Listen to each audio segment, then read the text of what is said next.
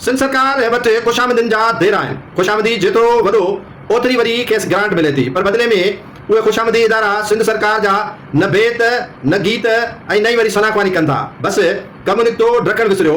सिंध जी अक्सरियती ॿोली ॻाल्हाई वेंदड़ सिंधी कॉन्फ्रेंस जेका आलमी सतह ते थियणु घुरिजे, उन इदारे तरफ़ां वाइदो करण बावजूद बि न कराई वई आहे।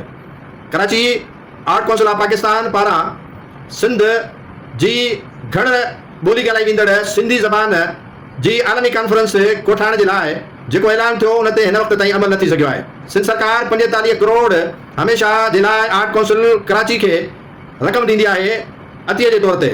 आलमी सिंधी कॉन्फ्रेंस हिन वक़्त ताईं न कोठाई वई। सिंध हुकूमत खां सालानो 45 करोड़ रुपया वठंदड़ सालानी grant art council of Pakistan Karachi जे मेंबर गवर्निंग बॉडी ऐं chairman Lok Virsa committee doctor Ayub Shaikh ऐलान कयो हो त अप्रैल 2025 में उर्दू आलमी कॉन्फ्रेंस या आलमी सिंधी कॉन्फ्रेंस भी कोठाई वेंदी।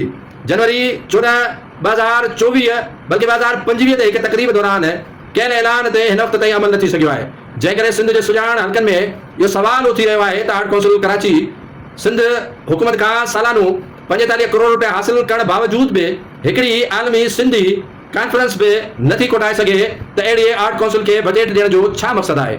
45 करोड़ सिर्फ़ ज़बान में अचनि था। युवा घण ॿोली ॻाल्हाई वेंदड़ जेका सिंध जी मादरी ज़बान आहे, उन मादरी ज़बान जी आलमी कॉन्फ्रेंस में न कोठाई वञे त अहिड़े art council of Pakistan Karachi खे त पोइ ग्रांट छाजे लाइ छो ॾिनी वञे थी। इहो हिकु सवाल पंहिंजी जॻह ते मौजूदु आहे, जंहिंजो जवाबु सिंध सरकार जे वेठल गुॾे वज़ीर आला मुराद अली शाह खे ॾियणु घुरिजे।